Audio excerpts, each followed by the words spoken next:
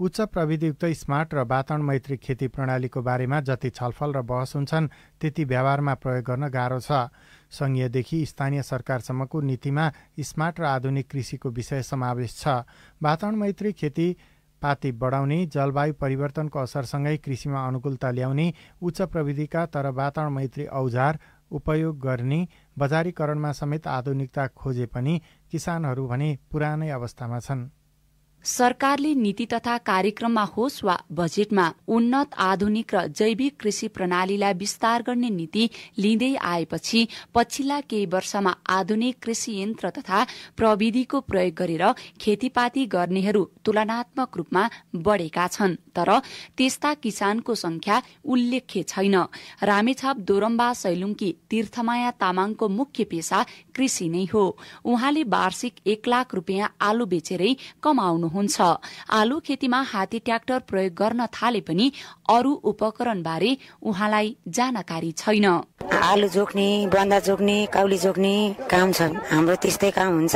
हामी यो ठुलो मेसिन नभए नि सानो मेसिन, सानो तराजुहरू छ हामीसँग। खेती गर्दा वातावरण मैत्री उपाय अपनाउने किसानहरू पनि औंलामा गन्न सकिने मात्रै भेटिन्छन्। आधुनिक एवं वातावरण मैत्री यन्त्र उपकरण प्रयोगले उत्पादनमा सहजता थप्नुका साथै मानव स्वास्थ्यमा समेत फाइदा पुर्याउँछ। अर्गानिक उत्पादनले मूल्य पनि राम्रो पाउँछ।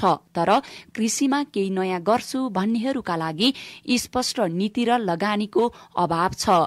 सिन्धुलीकी एकजना किसान रमिला ढकाल। प्रवृत्तिको कुराहरू चाहिँ सरकारले गरेको छ तर कार्यान्वयन केही पनि भएको छैन। दोलखा भीमेश्वर नगरपालिका 6 का माधव प्रसाद नेउपानेले भने जैविक पद्धतिबाट खेती गरिरहनु भएको छ।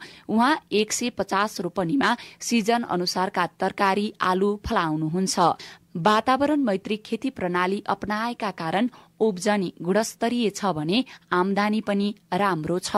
नवीनतम प्रविधिमै काम गर्ने कोसिस गरिरहेका हुन्छौँ। डिजिटलाइज गरेर चाहिँ खेती गर्दाखेरि केही नाफा हुन्छ भन्ने उद्देश्यले विभिन्न खालका जस्तो छापो प्रविधिमा खेती गर्छौँ। कृषि यन्त्रीकरणमा ट्याङ बनाउने मेसिनको युज गर्छौँ। आलु खन्नमा आलु खन्ने मेसिनको युज गर्छौँ। हाल स्थानीय तहहरूले आधुनिक र उन्नत किसिमको खेती प्रणाली अपनाउनेलाई सूचीकरण गर्ने, अनुदान सहयोग दिने, तालिम दिने, कृषि उपकरण उपलब्ध गराउने जस्ता काम गर्दै आएका छन्। उत्पादनमा आधुनिक प्रविधिको केही मात्रामा प्रयोग भए पनि वातावरण मैत्री उपकरण र बजारीकरणमा भने किसान अझै पहुँचमा पुग्न सकेका छैनन्। सैलुङ गाउँपालिका 8 मा रहेको एकीकृत साना कृषि सहकारी संस्थाका अध्यक्ष बद्री कार्की। विषादी छर्ने स्प्रेयर लियौं हैन, त्यसैगरी डिजिटल तराजुको काम गरिरहेछौँ। त्यो आलुको लागि भन्ने हुँदो रहेछ। त्यो चाहिँ हामीले 20 रोपनी क्षेत्रफलमा स्प्रिङ्कल सिँचाइ चाहिँ जडान गरेका छौँ। किसानले पावर टिलर, बाली नाली काट्नको लागि, रिपर रोपाई गर्नको लागि हिले चक्का, लिफ्ट सिंचाई लगायतका विभिन्न उपकरण प्रयोग गर्छन्। स्थानीय तहले रोजगार मैत्री कृषिको लागि भन्दै प्रत्येक वर्ष बजेट छुट्याए पनि वातावरण मैत्री मेसिन र खेतीका बारेमा भने खासै काम गरेका छैनन्।